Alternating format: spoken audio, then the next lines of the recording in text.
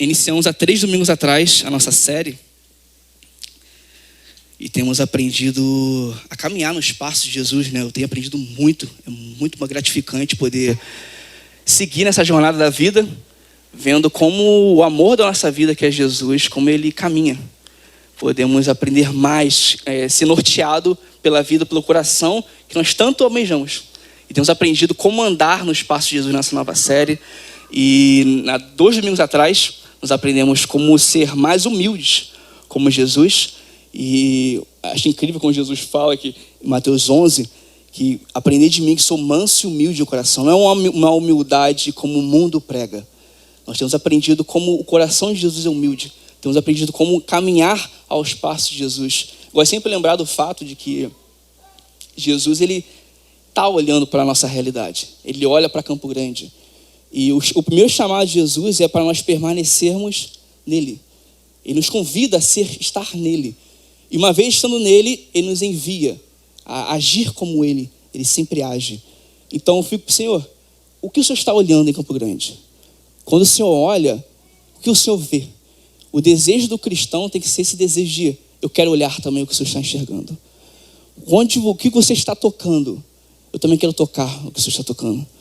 Onde o Senhor está caminhando em Campo Grande, nas esquinas, qual bairro, os subbairros de Campo Grande, nós queremos também passear por Campo Grande, entendendo, sentindo o que o Senhor sente, olhando, ouvindo o que o Senhor está escutando, querendo escutar, porque uma vez estando nele, nós agora também somos os olhos de Jesus, somos os pés de Jesus, nós temos a responsabilidade de tocar como Jesus toca, nós temos esse chamado. Então eu sempre peço, Senhor, que a Igreja do Calvário, que eu, a Igreja do Calvário, não nos deixe de fora do que o Senhor está fazendo em Campo Grande. Quando o Senhor está caminhando, nós queremos caminhar aos passos de Jesus também. Esse tem que ser o nosso desejo, permanecer nele e agir como ele sempre agiu aqui em Campo Grande também. Mas a expressão de hoje, a gente vai continuar ainda caminhando, se aprofundando mais, sendo mais incisivo nesse coração maravilhoso que é de Jesus. Assim como aprendemos com ele é humilde, vamos hoje nessa mesma expressão, vamos se aprofundar mais sobre como ser alegre como Jesus é. Porque essa é uma tarefa, uma responsabilidade muito importante para nós como cristãos. A gente vive numa geração onde tem buscado muitas alegrias, muitas felicidades, e o convite de Jesus também é ser alegre como ele é. Isso pode surgir várias perguntas no nosso coração. Como ser alegre como Jesus? Essa expressão de alegria. O que é essa alegria? O que é ser feliz com Jesus ou como Jesus? A gente precisa se aprofundar mais no que é o coração de Cristo e onde encontrar mais dessa alegria, compreender mais essa expressão que é o coração de Jesus. E ao longo da mensagem, eu quero que vocês se perguntem mesmo. Façam algumas perguntas tentando compreender.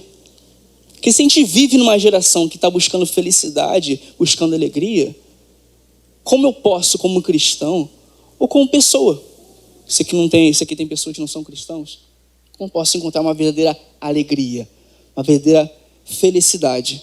Então, tendo o tema experimentando a alegria como Jesus, eu queria que vocês, durante a mensagem, se perguntassem por que às vezes nos falta a alegria. Se a gente vive... Aí, provavelmente você já se perguntou dessas formas de eu tenho tudo que eu sempre quis, ou eu tenho saúde, eu tenho alimento, eu tenho casa, eu tenho trabalho, mas por que ainda eu não sou alegre com as coisas que são me dadas? Por que ainda não sou plenamente feliz nessa vida?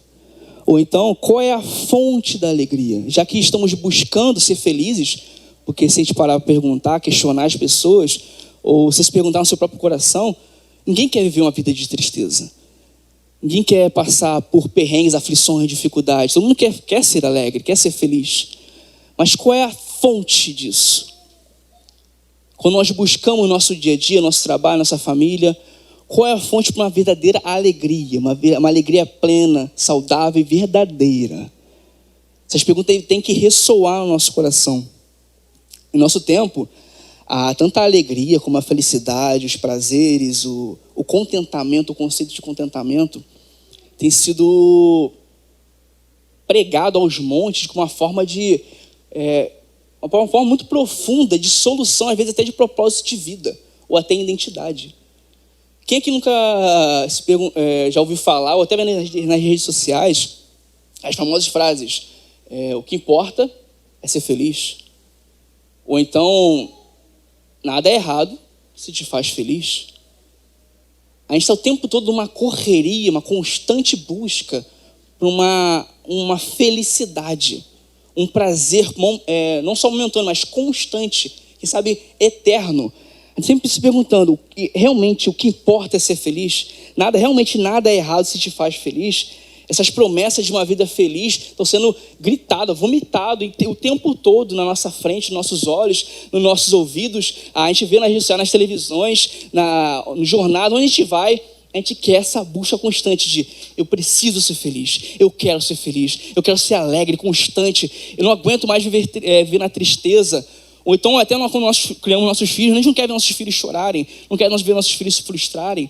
Qual é a solução para tudo isso? Onde nós encontramos uma verdadeira sentido de sou alegre, sou feliz?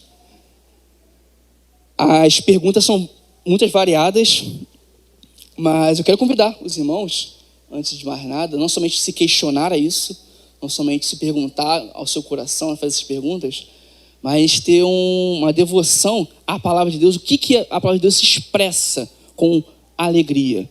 Quando olharmos para Jesus, como podemos olhar para o seu coração e ver essa alegria plena, verdadeira e principalmente uma alegria eterna? Eu queria convidar a igreja a abrir suas Bíblias no Evangelho de João, o capítulo 15. Nós vamos estar lendo do versículo 9 ao versículo 11.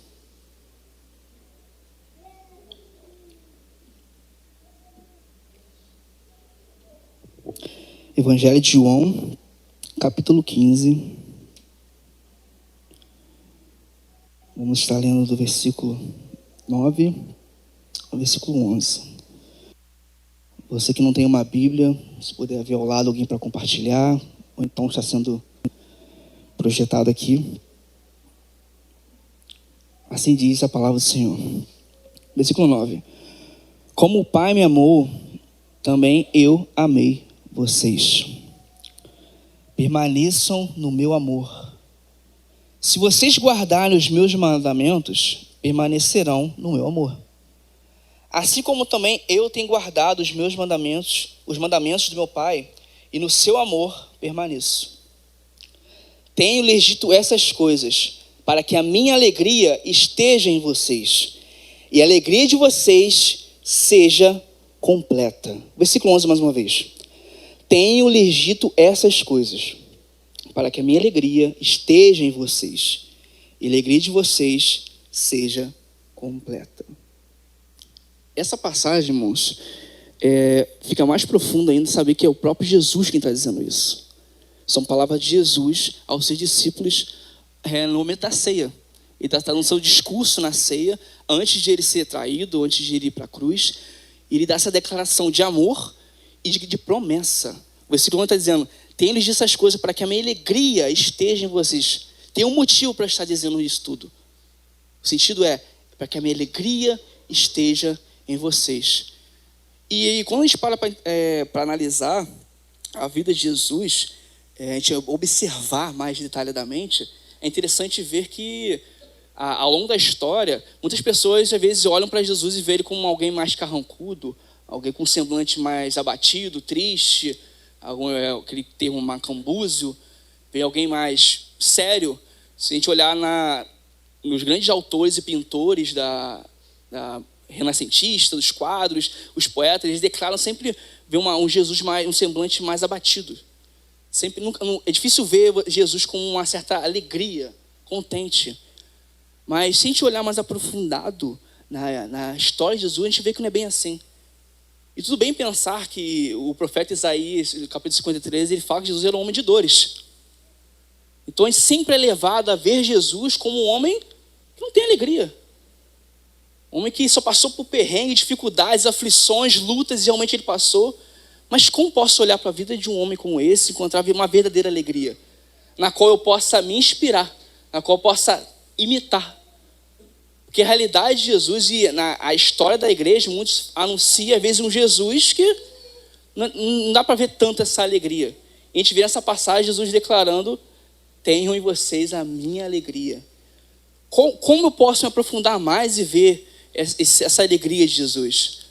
Na passagem de Marcos, o capítulo 10, tem algo muito interessante. Quando eu estava estudando, eu fiquei pensando nisso. Que Jesus, se a gente tem esse olhar sobre Jesus de um olhar mais carrancudo, um olhar mais triste, esse capítulo, essa passagem mostra um momento que as crianças se sentem atraídas por Jesus. Eu não sei os irmãos, mas quando se vocês pararem para analisar, ver as crianças, dificilmente as crianças são atraídas por um adulto, uma pessoa triste. Uma pessoa que com semblante escondido, semblante mais abatido. As crianças são atraídas por pessoas que têm mais relacionamento, são mais felizes. Tanto que quando a gente vai falar com uma criança, a gente faz toda uma bobeira, algo engraçado, porque a criança se sente animada, a gente quer ver ela sorrindo. Eu até falava com a Cris, que Cris é minha noiva, e quando o Pedro estava recém-nascido, eu não tenho tanta facilidade em conversar com crianças, em brincar tão facilmente, e eu ficava lá apertando ele. Tem que brincar com ele, tem que rir, sorrir, que a criança quer sorrir, a criança quer brincar, não pode ser só um semblante de adulto normal, ele só fica olhando pra minha cara.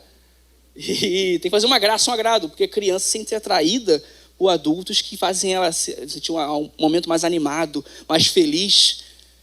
E a gente vê nessa passagem Jesus o que atraiu as crianças? Jesus. As crianças queriam se aproximar de Jesus e se repousar, se sentar no colo de Jesus. Então, quando a gente olha um olhar mais aprofundado, a gente vê que as pessoas à volta, que ele está com Jesus, não somente por aquilo que ele queria dar, tinha muita na multidão que queria isso também.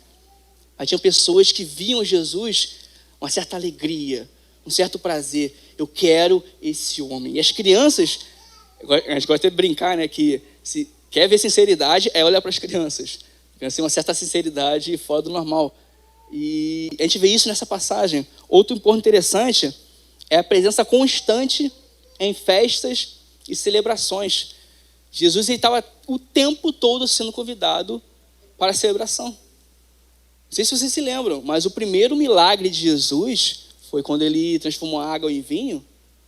Foi um casamento em Caná da Galileia. Ele foi um convidado de honra. Ele estava o tempo todo envolvido com festas. Tanto que Mateus, um dos discípulos de Jesus, convida Jesus a fazer parte dessa festa. Foi um convidado de honra nessa festa de Mateus também. Jesus se alegrava, ele tinha um momento de festa, de cerimônia, de comemoração. Jesus ele gostava disso. Tanto que nessa passagem é interessante lembrar que os fariseus, os religiosos, aqueles que se diziam os santos daquela época, que tinham um semblante não tão feliz, não tão amigável para alguns, eles criticaram Jesus como o quê? Um glutão, um beberrão que anda com pecadores e publicanos. Isso mostra um ar no texto para a gente entender que Jesus é alguém que era relacionável. Ele tinha uma certa alegria com quem ele estava. E não dizer isso de alguém que é totalmente fechado, totalmente triste, melancólico, afastado de tudo. Jesus ele estava o tempo todo entre a multidão. Ele se relacionava, ele se alegrava, ele comemorava, ele festejava. Então estava em comunidade o tempo todo. É claro que tinha os momentos de solitude dele com o Pai. Mas ele vivia, quando a gente olha os textos bíblicos, onde Jesus caminhava, uma multidão ia atrás dele. Ele estava o tempo todo se relacionando. E tem as expressões explícitas de Jesus também nos textos.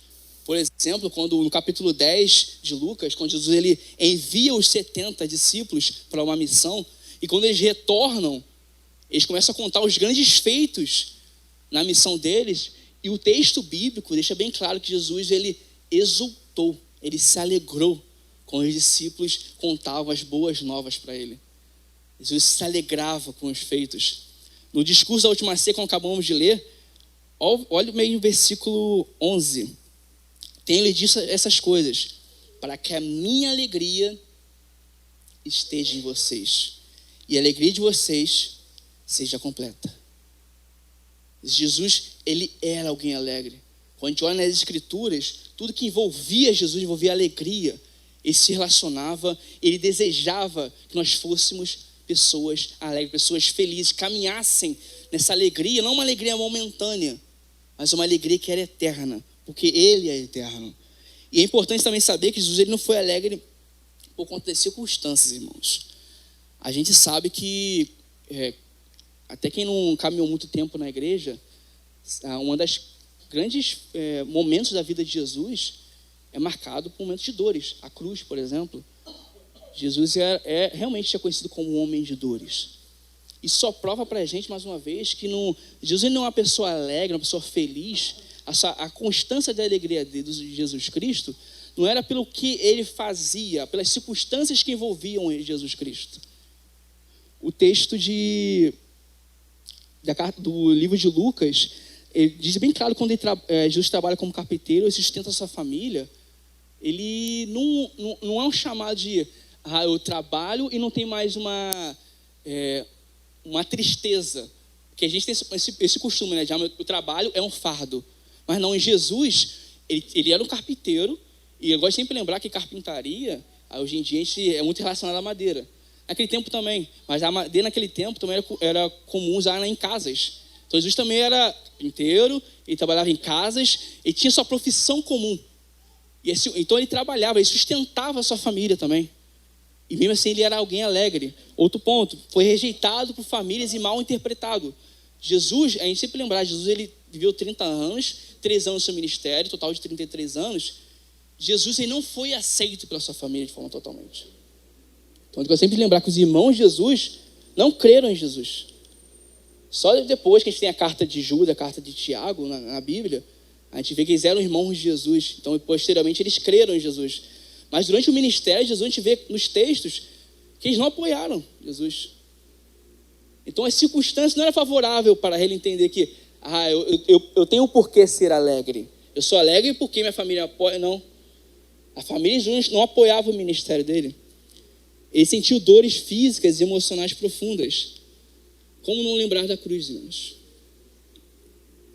Como olhar para um homem como esse, como Jesus, que foi pregado no madeiro, e olhar que as circunstâncias dele revelam alegria.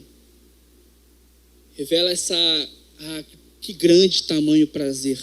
Não é devido às circunstâncias que revela a alegria de Jesus. Jesus ele não se anestesiou da dor, pelo contrário.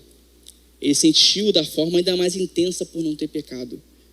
Eu gostaria só de ressaltar essa parte, que é interessante lembrar que Jesus ele não se anestesiou, ele não se abdicou da dor. O que eu costumo falar e entender que Jesus ele sofreu, ele enfrentou a cruz, e gosto sempre de lembrar também, irmãos, que a cruz foi um momento de dor, foi difícil, mas Jesus ele sempre sofreu. A partir do momento que ele abre mão da sua glória, o Deus da vida tendo que se preparar para uma morte, o Deus que criou todas as coisas por meio da fala, tendo que aprender a falar, o Deus que criou todas as águas, bebendo água, tendo sede, pedindo água, o Deus que criou de toda a sabedoria, teve que aprender a caminhar, teve que ser amamentado como um adolescente.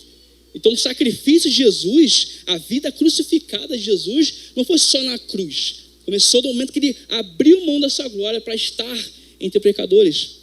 Então toda a sua vida foi uma vida crucificada, uma vida difícil, uma batalha, uma luta. E na cruz foi o ápice desse sacrifício, dessa dificuldade que Jesus teve que enfrentar aqui na terra. Mas eu gosto de lembrar, porque às vezes a gente acha que não, Jesus, ele é Deus. Ele é Deus sim, mas ele é homem. Jesus é 100% Deus, Jesus é 100% homem. Então foi ainda mais difícil para Jesus. Muito pelo contrário que a gente acha. Não sei se você já pensou assim, eu já vi pessoas falando isso, eu já ouvi muito isso, pessoas falando, Jesus sofreu, mas ele é Deus, né? Então ele conseguiria. Eu gosto sempre de lembrar que foi mais difícil para Jesus. Eu gosto sempre de usar o exemplo de que a luta contra o pecado na nossa vida, como se um vendaval que vem sobre a gente. E a gente, por não sermos pecadores, temos essa dificuldade, a gente cai, porque a gente não consegue lutar contra esse vendaval. Jesus foi o único que foi além. Ele passou, ele sabe o que vem depois. Então ele lutou, e em tudo ele não pecou. Então ele sabe quão profundo, quão complicado lidar com o pecado, sabe quão doloroso é, quão difícil, como são as marcas do pecado, e sem pecar. Então foi extremamente difícil para Jesus, foi muito mais difícil para Jesus do que para nós. Gosto sempre do exemplo também de Jesus, porque Jesus ele é perfeito, Jesus é santo, ele é puro. Imagine eu pegar uma dessas crianças da nossa igreja, pegar, por exemplo, você tem o exemplo do meu sobrinho, o Pedro, pegar um bebê e colocar ele em um quarto próximo de um estuprador, de um assassino. Só imaginar já causa uma certa náusea, tristeza, vontade de chorar. Isso é inimaginável. Porque a gente pensa, um bebê tão puro, perto de alguém tão mau, isso não pode ser possível. Eu sempre olhar que Jesus é alguém santo, perfeito, puro. E nele recaiu sobre ele todas as nossas iniquidades, os nossos pecados. E Jesus é muito mais puro que um bebê. Jesus é santo, ele foi perfeito. E ele teve que enfrentar todas as dificuldades, as mazelas que o pecado pode causar em nós. Ele lutou em tudo, ele não pecou. O pecado, eu gosto sempre de lembrar, irmãos, e enfatizar, e isso deve se aprofundar em nossos corações essa verdade, porque o pecado, ele não é só um elemento de ruim do nosso mundo. Quando a gente pergunta às pessoas, qual é o problema do mundo? Qual é o maior problema, a maior dificuldade que o mundo enfrenta? Algumas pessoas podem falar, falta de amor. Não, irmãos, amor é algo importante, devemos amar sim, mas isso não é o âmago, o centro do problema no mundo. Quando a gente pergunta qual é o problema no mundo, tem que ter mais segurança. Realmente tem que ter mais segurança, mas esse não é o principal problema do mundo. Tem que ter mais educação. Glória a Deus, tem que ter mais educação, mas isso não vai resolver os problemas da humanidade. O problema da humanidade é o pecado. O pecado é esse motor que gira em nossos corações, nos fazendo ir contra a vontade de Deus, contra a natureza do Criador. O pecado, ele nos limita a fazer a vontade de Deus. Infelizmente, irmãos, o problema da nossa realidade, do nosso mundo, é o pecado. Ele funciona como uma espécie de vírus, gosto de dizer. Ele é um intruso. Por isso que quando a gente fala que errar é humano, a gente costuma dizer que de forma bíblica, teológica, isso não caminha junto. Porque quanto mais eu erro, então mais humano eu sou. Não. Jesus, ele é o exemplo principal de humanidade. Jesus não pecou.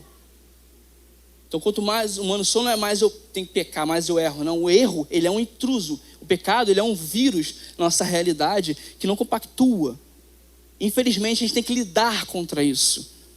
Desde Gênesis capítulo 3, quando o homem e a mulher, eles caem, a partir daquele momento, eles decidem não mais confiar na voz de Deus. Adão e Eva, eles tinham plena alegria, pleno prazer, plena satisfação, plena felicidade com Deus Pai.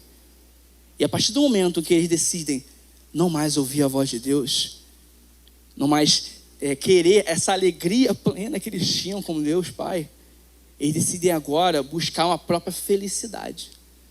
Eles dão a voz eles dão ouvidos a uma voz que fala: certamente não morrereis. Ou traduzindo para os dias de hoje, nada é errado se te faz feliz. Pode comer. Então eles começam uma jornada de abrir mão da alegria plena com Deus Pai para uma busca de uma própria alegria, sendo que eles foram criados. O ser humano foi criado para uma constante alegria com o Pai. O ser humano decide abrir mão dessa alegria, dessa verdadeira felicidade. Pai, uma constância, busca de felicidade, busca que duram anos. A humanidade está anos em busca dessa alegria que foi deixada lá no Éden. Passam-se anos e anos, e os mesmos pés cansados continuam no mesmo lugar. A humanidade caminha e não encontra essa felicidade. Eu não sei quantos irmãos estão aqui e tem esse desejo no coração de buscar, de tentar uma felicidade, uma alegria, numa estabilidade financeira, uma alegria plena, uma satisfação no um diploma acadêmico, ou num verdadeiro relacionamento, tanto conjugal, ou em amizades, ou em família, ou uma viagem, projetos, sonhos. São muitos conceitos chamados de alegria, como eu falei no início.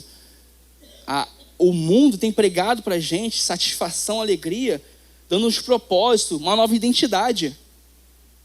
Tem na sociedade diversas coisas. E muitos de nós, às vezes, caem nessa linha de entender que eu tenho que buscar minha própria felicidade. Eu tenho que buscar minha própria alegria. Vida de tristeza não compactua com o que eu entendo de mundo, com a minha filosofia de entender, minha cosmovisão. Não, eu tenho que ser feliz o tempo todo. Eu odeio frustrações, eu odeio tristezas. Então, se a estabilidade financeira me oferece isso, então eu tenho que buscar, eu tenho que tentar, eu tenho que lutar. E a gente continua nessa luta, nessa jornada no deserto, buscando água em oásis. Quem esqueceu que a fonte das águas vivas lá no passado. Tem um escritor famoso chamado Johann von Goethe. Ele é alemão e uma frase muito específica que ele disse. Ele foi um grande propagador do iluminismo alemão, lá no século XIX para XX. E ele anunciou uma frase que é muito usado nos tempos de hoje. Não sei se já escutaram essa frase, mas ela serve muito de molde para as pessoas usarem como frase para poder iniciar a jornada em busca da sua felicidade, talvez da sua alegria. Ele diz que a verdadeira alegria não está nas coisas criadas, mas a verdadeira alegria está em nós.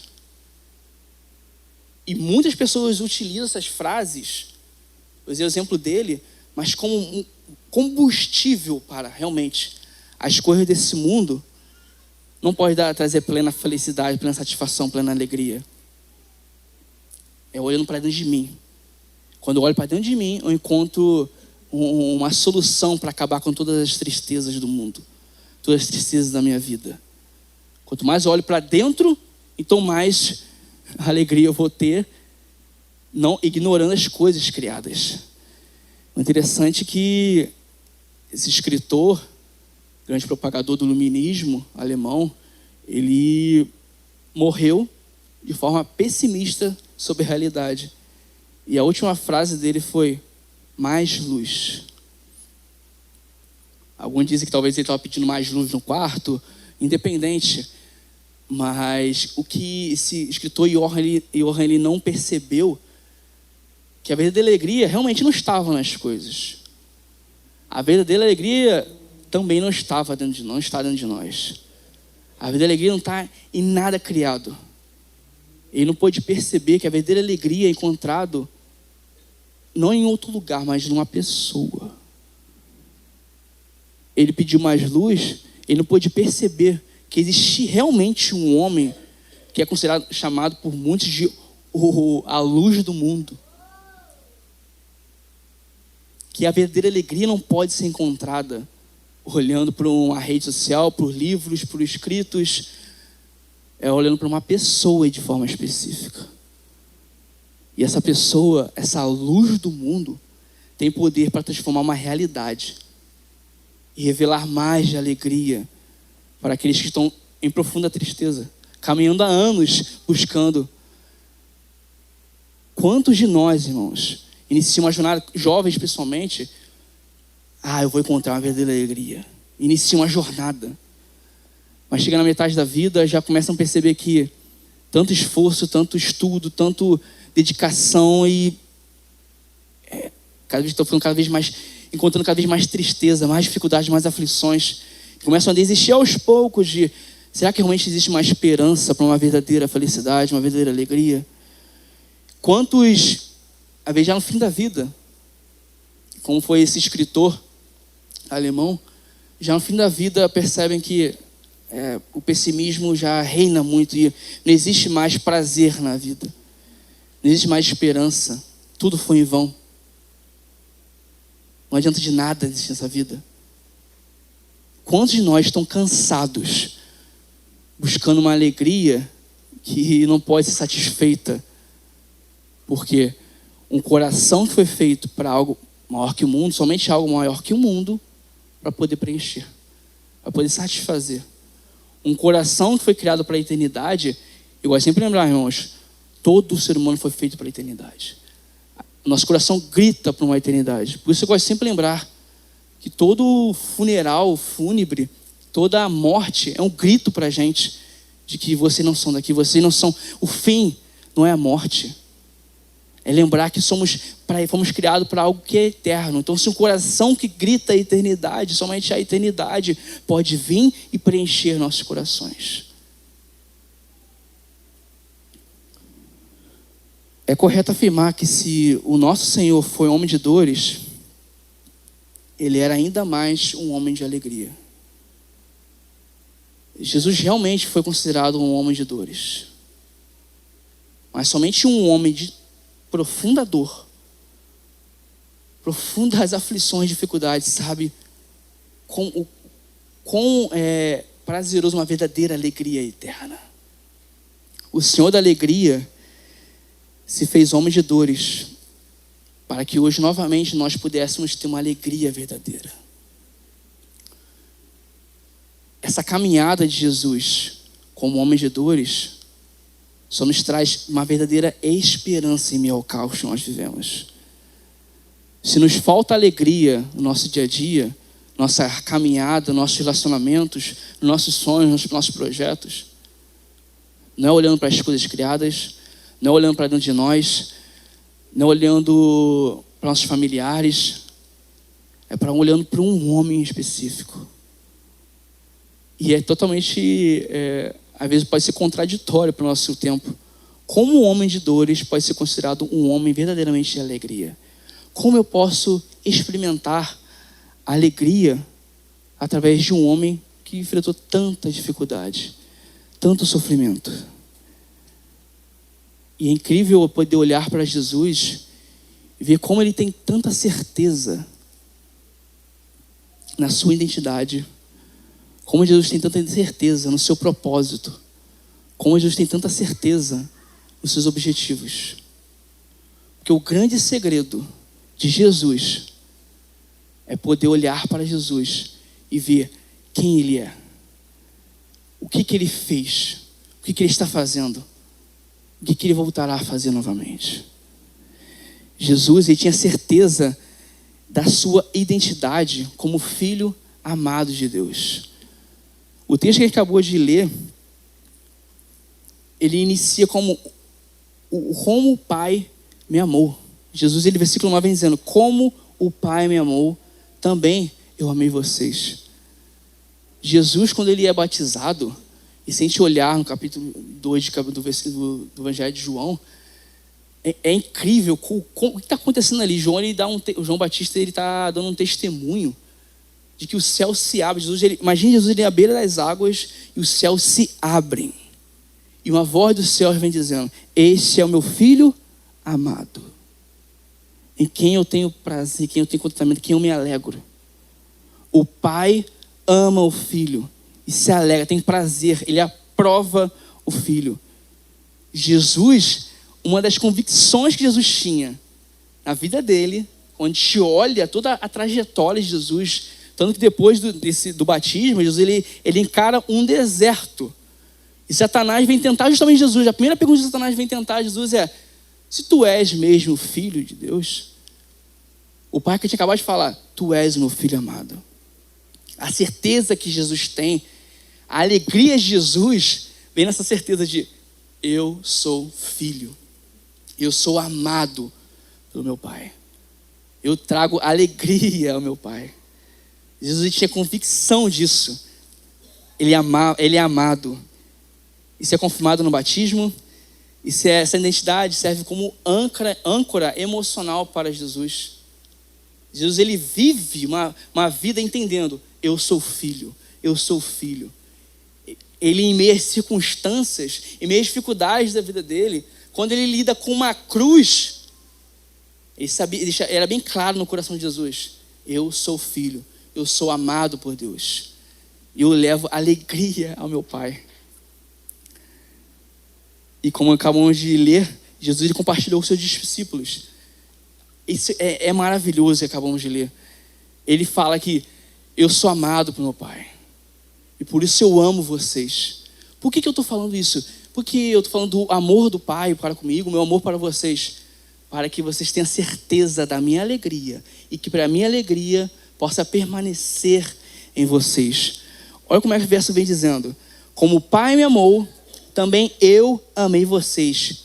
Permaneçam no meu amor. Se vocês guardarem os meus mandamentos, permanecerão no meu amor.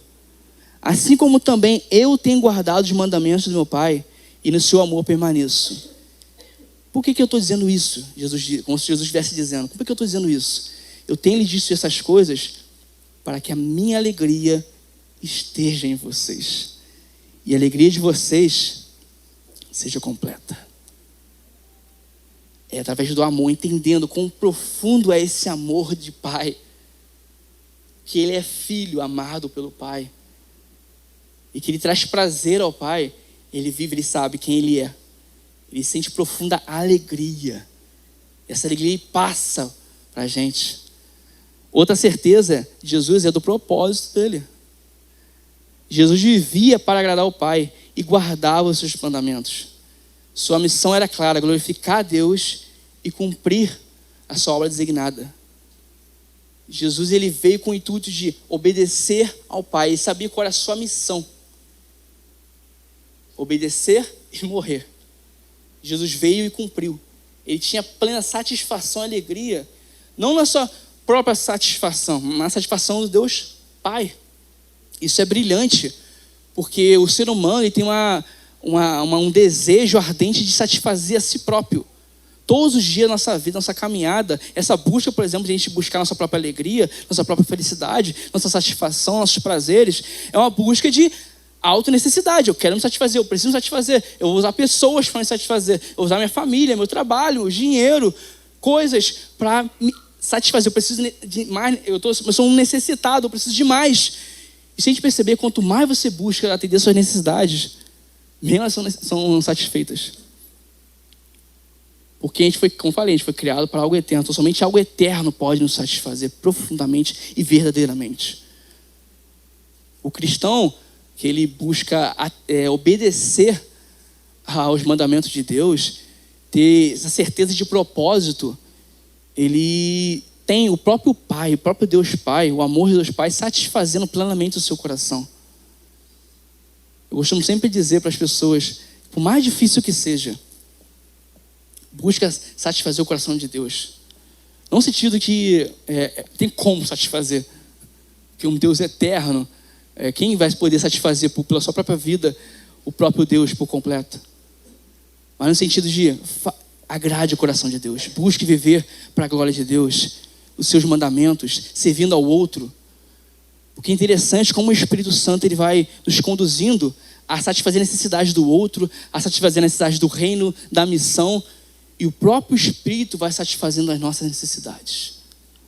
Quando nós buscamos a glória de Deus, revelar a glória de Deus, atender a necessidade do outro, mais nossos prazeres, nossas necessidades são satisfeitas no Senhor. E Jesus, ele sabia disso. Ele obedecia os mandamentos de Deus e estava preocupado com o reino, com a missão. E estava atendendo. O capítulo 1 de Marcos é incrível como Jesus ele passa um dia inteiro curando, atendendo a necessidade, manifestando a glória de Deus, o poder de Deus com milagres, com cura. Tem até um dos episódios mais bonitos do The Chosen, né? Muitas pessoas conhecem na segunda temporada, onde Jesus aparece no final, quando ele está cansado, moído mesmo, suando, sujo, porque ele ficou curando uma cidade inteira, atendendo a necessidade, obedecendo os mandamentos de Deus, aquilo que Deus, a missão que Deus revelou a ele, para ele cumprir.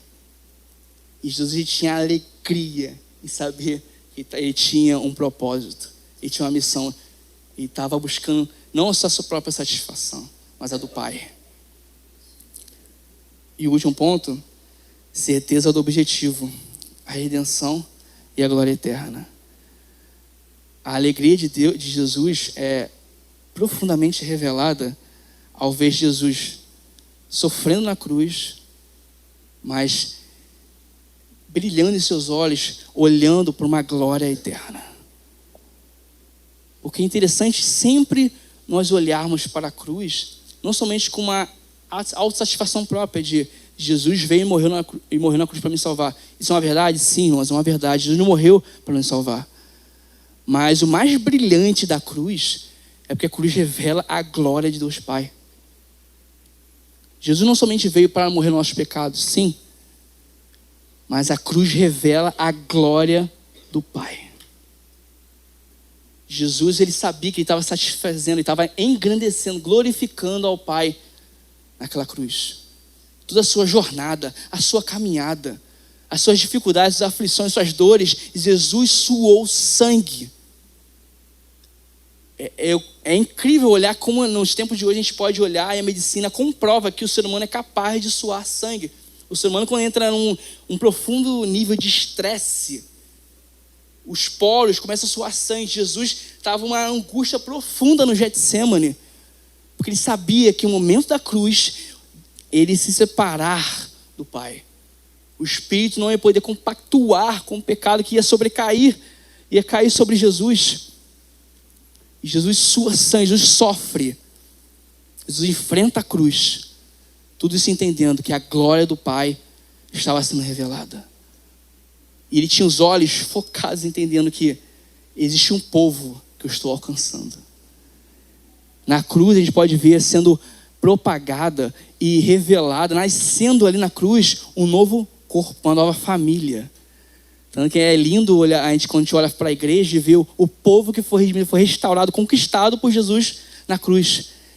E Jesus, ele se alegra em saber que na cruz, no sacrifício todo que ele está enfrentando, eu estou feliz porque existe um povo que eu amo muito, que o Pai ama muito, e há de ser resgatado, salvo através desse sacrifício, através da minha morte e da minha ressurreição.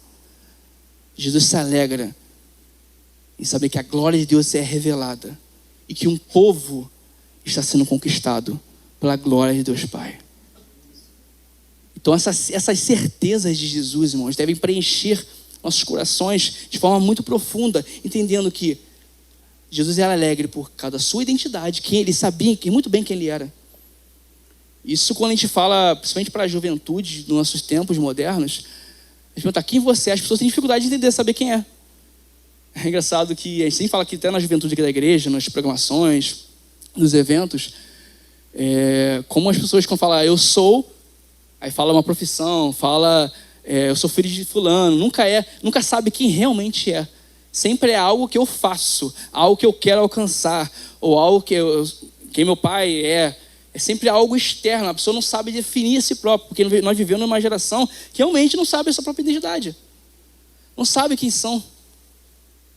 Na verdade, o ser humano, longe de Deus, não sabe quem é. Porque o ser humano foi criado para a glória de Deus. Longe de Deus, o ser humano não tem uma identidade. Ele começa, vira uma vitrine de identidades. Ele começa, eu quero hoje ser isso aqui. Tanto que hoje nós temos vários tipos de identidades. Temos vários tipos de revoluções acontecendo. Se a pessoa quer ser considerado um político, eu vou pegar um lado político e me definir. Eu sou essa posição política. Eu sou esse tipo de sexualidade. Minha identidade está no quanto, se minha família é de médicos, eu vou ser médico. Cada um escolhe o seu tipo de identidade. Nós estamos em conflito, nós estamos quebrados por causa do pecado. Mas como é incrível ver Jesus, tendo certeza de quem Ele é. A sua identidade é revelada através do amor de Deus. Ele revela isso com alegria. Meu Pai me ama. Eu sou filho amado por Deus. E eu alegro o coração do meu Pai. Isso é incrível, isso é brilhante, irmãos. Jesus sabia qual é a sua identidade. Jesus sabia qual é o seu propósito. O que ele está fazendo? Em obedecer aos mandamentos do Pai. Ele sabia qual é o seu objetivo. Revelar a glória do Pai. E isso alegrava profundamente o coração de Jesus. E começam a vir aquelas perguntas de, então tá, como eu posso experimentar a alegria como Jesus?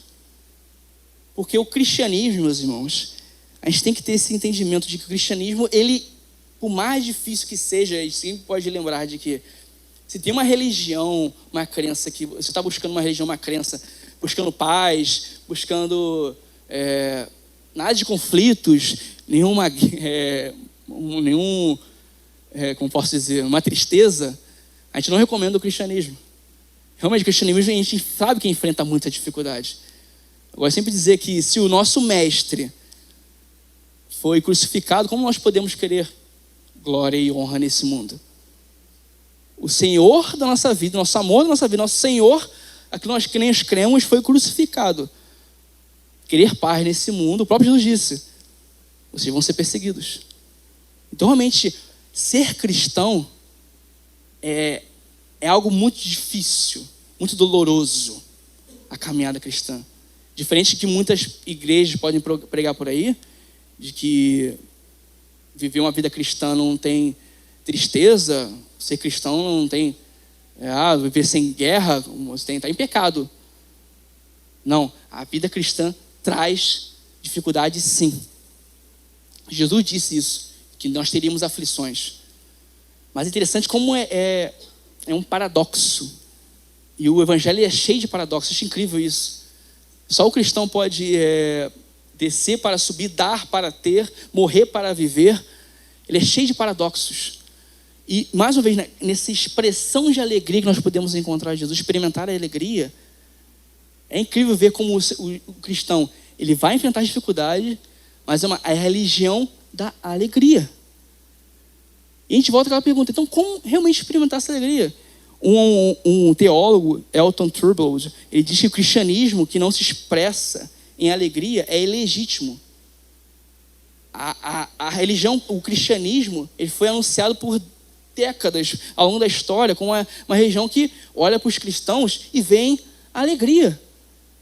Mas aos olhos do mundo, isso é conflitante, porque como pode a dificuldade que ele enfrenta, as lutas, sendo perseguido, como a gente pode olhar para a comunidade cristã perseguida ao redor do mundo, a igreja perseguida, como pode ver tantos obstáculos, tantas dificuldades, tantas mortes que eles enfrentam, e mesmo assim, existe uma alegria estampada em seus rostos. É um paradoxo. Mas o cristão é chamado a ser alegre, ser feliz como Jesus. O Novo Testamento nos ordena a viver com alegria.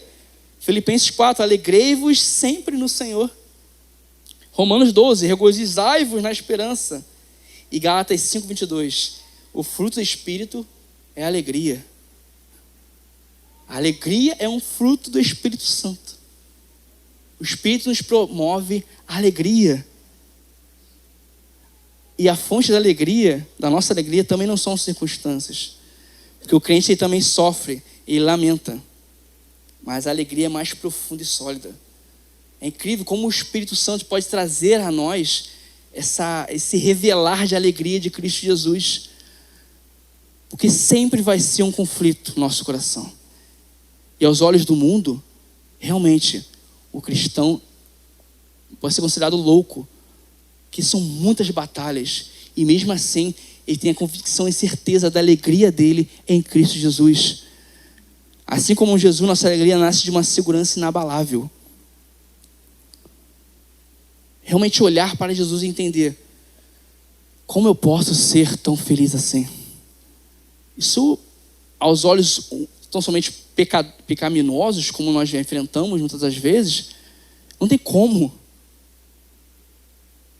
Se alguém aqui da igreja me pedisse, escreve uma peça como Shakespeare escreveu, eu não conseguiria escrever uma peça como ele escreveu. Se alguém pedisse, faça uma sinfonia, uma música tão incrível como Mozart escreveu, eu não conseguiria escrever. Então faça as mesmas coisas que Jesus fez, eu não conseguiria fazer. Então como é possível? E a resposta muitas vezes eu poderia falar, se por acaso o espírito que de Shakespeare viesse e me permitisse escrever grandes obras como ele escrevia, eu poderia fazer maravilhosas obras. Se de alguma forma o espírito de Mozart viesse sobre mim, eu poderia escrever grandes sinfonias, canções lindas. E se o espírito que guiou Jesus viesse sobre mim? então eu poderia viver como Jesus viveu. Se o Espírito de Jesus vier sobre mim, eu poderia fazer as mesmas coisas que ele fez. Caminhar como ele caminhou. Se alegrar como ele se alegrou. Então o Espírito Santo é um ponto-chave que nos faz lembrar quem nós somos. E aí, toda essa descrição de identidade, de propósito, de objetivo que nós falamos sobre Jesus, recai sobre nós agora. O cristão, ele sabe quem ele é. Nosso chamado, e eu acho brilhante essa verdade. Assim como Jesus, a gente acabou de passar, semana passada, pelas águas de batismo com os nossos novos irmãos na fé. E todo batismo me faz lembrar, e deve nos fazer como igreja lembrar que Jesus mesmo.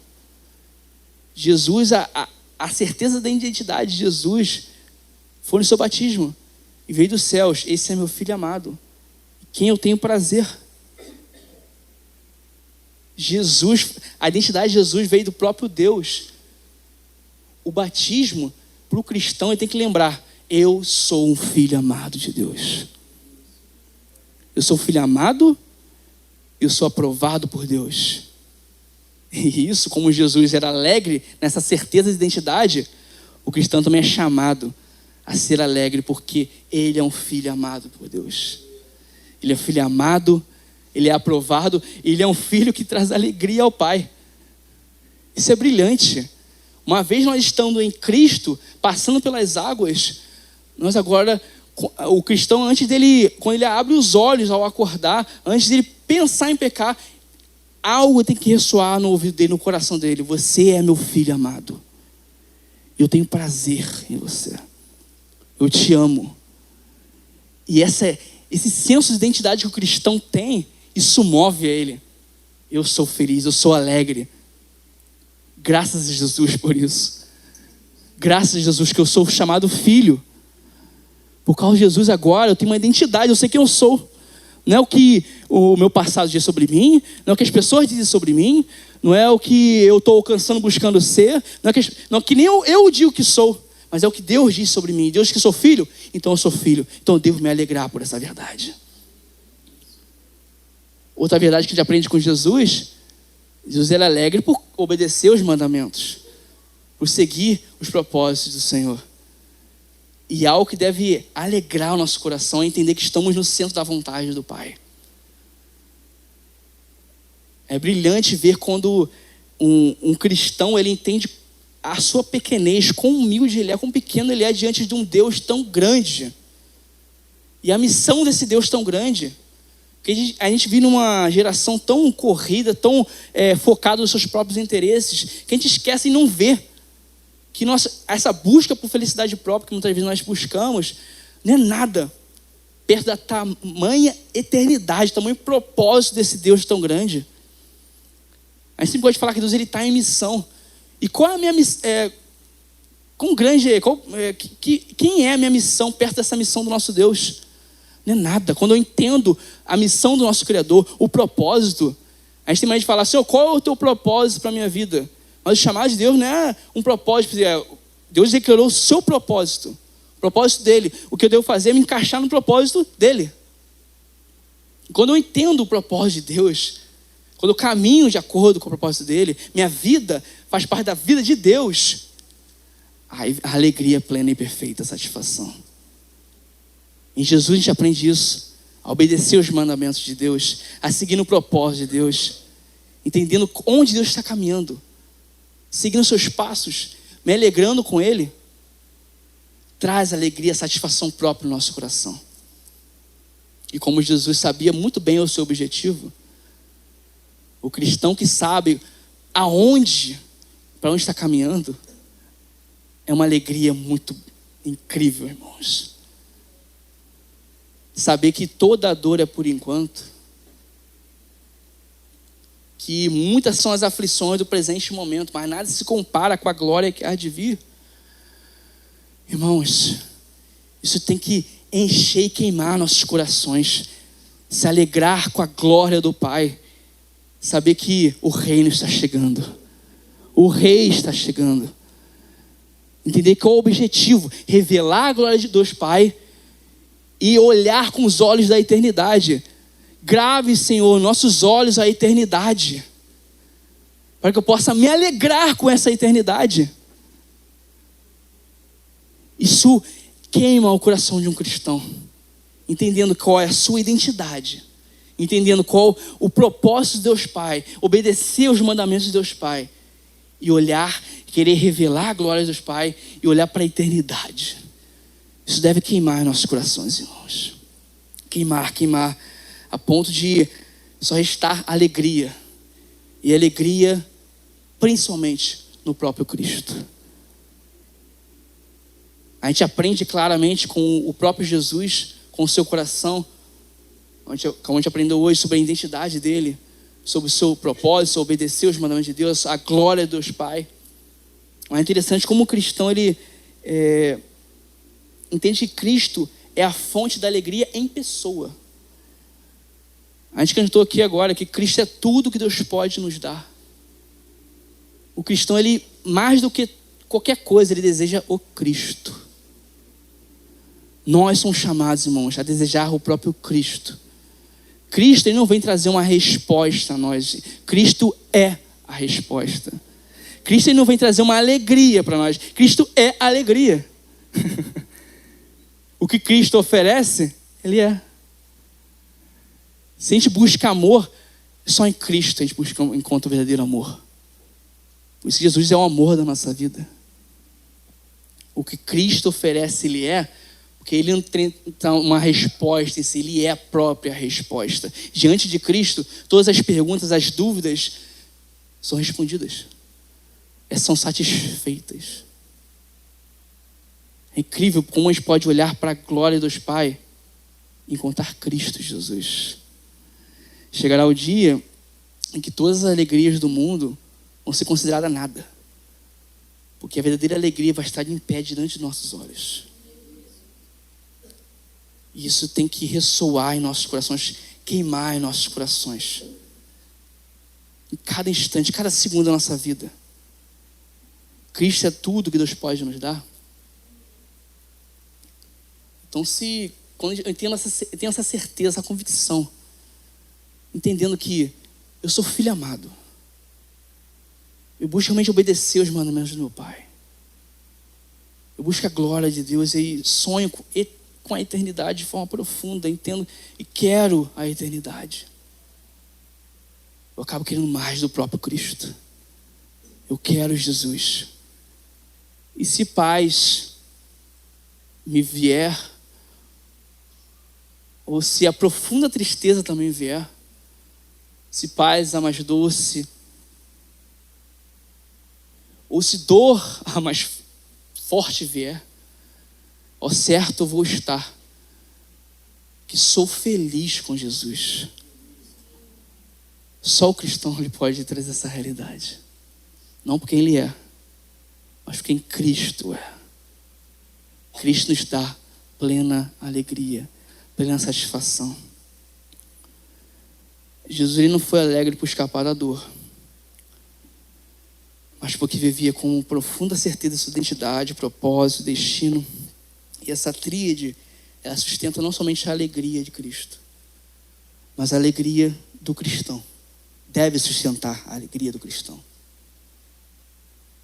E se nós temos aqui irmãos que estão buscando essa alegria, volte seus olhos para Jesus. Se temos aqui pessoas que não são cristãos, eu quero realmente te convidar. Porque esse Jesus, esse homem de dores, como falamos aqui, às vezes pode ser considerado um paradoxo, como pode um homem de dor revelar alegria? Esse homem de dor está de braços abertos, querendo revelar mais da sua alegria a você. Lembre sempre, o seu coração, o nosso coração, foi feito para algo maior do que o mundo, então somente algo maior do que o mundo, para poder nos satisfazer. Seu coração, ele sonha com a eternidade, são somente a própria eternidade, um homem eterno, pode vir satisfazer o seu coração. Se você busca uma alegria eterna, não uma alegria passageira, Que o mundo, ele anuncia certas alegrias, mas sabe que não há satisfação plena para toda a eternidade. Se nós buscamos uma alegria eterna, somente o homem de dores, que é eterno, pode trazer uma alegria eterna. Que esse seja o desejo do nosso coração, irmão. Jesus, ele não vai prometer uma vida livre de aflições, livre de angústia, tristezas e dores. Mas ele prometeu que estaria conosco. E aquela alegria dele seria o suficiente para a gente. Que essa noite possa sair com essa certeza.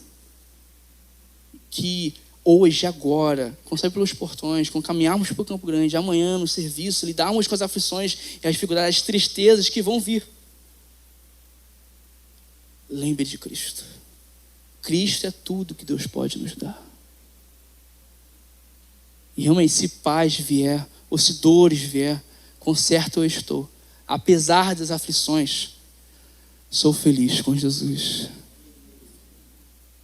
Você vai ter um tempo para poder meditar. E medite mesmo, irmão. Peça nesse momento, peça, Senhor, dá-nos mais alegria. Eu quero experimentar dessa alegria, Senhor. Experimentar verdadeiramente essa alegria, Senhor. Eu tenho realmente buscado muitas alegrias nesse mundo, mas o Senhor diz que realmente a alegria verdadeira é no Senhor. Dar-nos mais dessa alegria. Que eu possa aprender mais dessa alegria, mais do Senhor. Que a alegria possa ser uma marca realmente profunda e verdadeira dos nossos corações. Peça isso nesse momento.